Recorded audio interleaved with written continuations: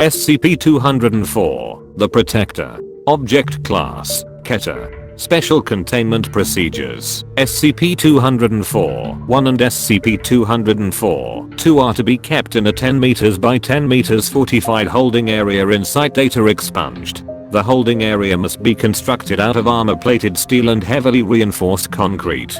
The holding area must also be vacuum sealed and contained within an outer shell with a higher air pressure that must always be maintained with at least 2 psi over the current air pressure in the holding area. At least one full security team must be kept on standby at all times. It is only during SCP-204-1's scheduled feeding times that D-Class personnel are allowed to enter for the purposes of maintenance. SCP-204-1's typical diet consists of any kind of meat, preferably from living subjects. Such subjects will often consist of aggressive animals such as wild dogs, bulls, or any other animal that must be euthanized due to aggression.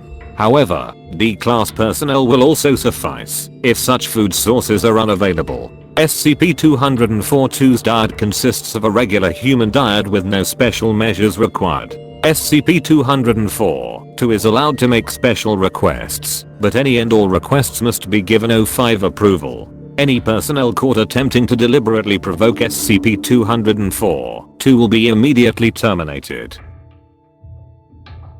Security personnel are required to ignore any and all of SCP-204-2's attempts to provoke a response from them, unless there is a clear and present risk of containment breach. Failure to do so will result in harsh administrative punishment. When SCP-204-2 is about to turn the age of 14, the Foundation must initiate Containment Protocol 204. Further details may be found in Containment Protocol 204 requirements. In the event of a containment breach, EMP generators must be immediately activated in order to keep SCP-204-1 disabled. Once EMP generators have been activated, security teams have approximately 30 seconds to neutralize SCP-204-2 before SCP-204-1 can adapt and reassemble itself. If containment cannot be achieved in this time, SCP-204-1 must be contained by conventional means. Security teams and agents are authorized to use any conventional weaponry at their disposal to contain SCP-204-1 and SCP-204-2. If SCP-204-2 is terminated during containment,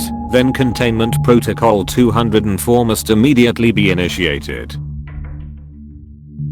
Description: SCP-204-1 is a semi-organic nano-machine colony that follows SCP-204-2 as a form of protector. SCP-204-1 spends the majority of its time in a dispersed cloud, where it is almost impossible to perceive with normal human senses. However, if SCP-204-2 is put into danger, or if SCP-204-2 commands it to, SCP-204-1 will instantaneously materialize into a solid, physical form. The exact shape and nature of this form is subjective, depending wholly upon SCP-204-2's view, state of mind, and imagination. Despite its variable nature, SCP-204-1 has a number of common traits. These include massive strength, large size, basic intelligence, perfect obedience to SCP-204-2, and the ability to regenerate itself after consuming living flesh. SCP-204-1 is vulnerable to conventional weaponry and can be temporarily forced back into its dispersed state if enough damage is inflicted.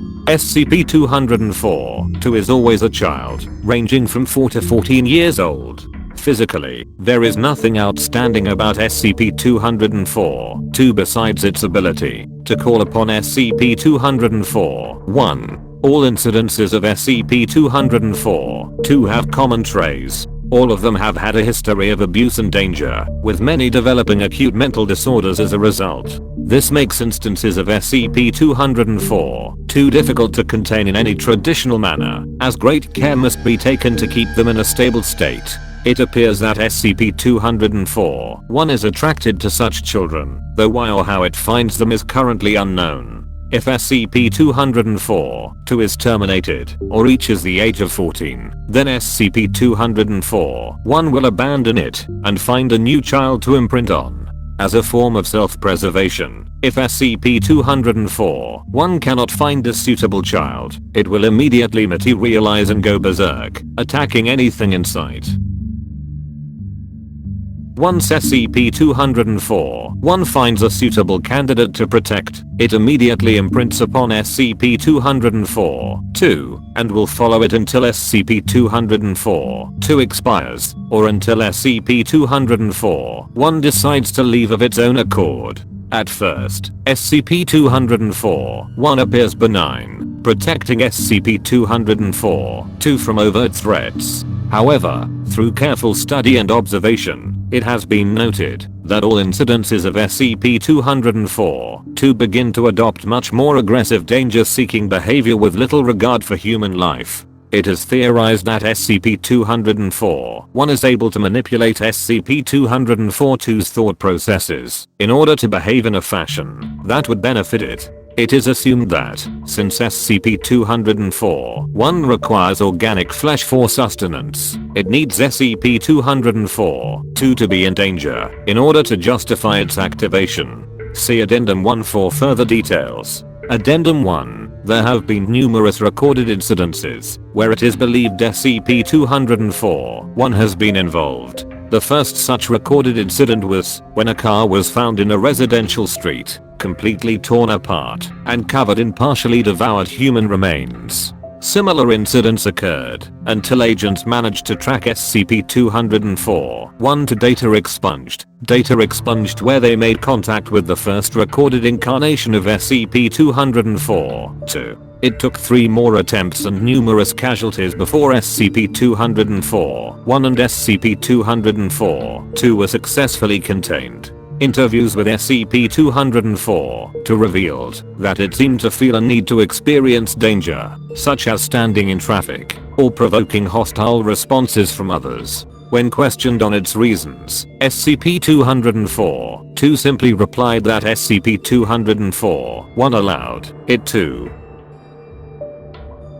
Containment Protocol 204. In order to keep SCP-204-1 successfully contained, it has been necessary to keep a permanent stock of candidates to replace SCP-204-2 in the event that the current one is terminated or abandoned. Ideally, all candidates should be orphans below the age of 10 with a history of abuse. However, in times of need, Article 12 of Containment Protocol 204 may be authorized to allow candidates that don't meet specific requirements. They will be put under the supervision of caretakers, which will consist of D-class personnel convicted of violent crimes, child abuse, and pedophilia, with Foundation staff present to prevent inadvertent termination of candidates. If SCP-204-2 successfully reaches the cutoff age of 14 years and SCP-204-1 abandons it, the former SCP-204-2 must undergo a rigorous amnestic treatment and a thorough psychological examination before being reintegrated into a government foster program. If it is deemed that the former SCP-204-2 cannot be successfully reintegrated, then the subject must be immediately terminated. Addendum 2. As of the writing of this report, the Foundation has contained 13 instances of SCP-204-2. 11 instances exhibited the trademark hostile and violent behavior typical among all instances of SCP-204-2. However, 2 instances of SCP-204-2 showed a marked improvement in their mental health and stability, and had the lowest number of containment breach attempts. It is currently unclear what specific factors trigger these differences in behavior, as the exact mechanism SCP-204-1 uses to manipulate its host is still unknown. Addendum 3. Though there is evidence to suggest that SCP-204-1 may be sentient, or possibly even sapient, all attempts to communicate directly with SCP-204-1 have resulted in failure. Currently, the only feasible method of communicating with SCP-204-1 is to use SCP-204-2 as an intermediary. Unfortunately, the violent tendencies and hostile behavior exhibited by nearly all instances of SCP-204-2 as well as their questionable mental stability make this approach highly unreliable. Footnotes 1. To date, Article 21 has not been enacted in any form.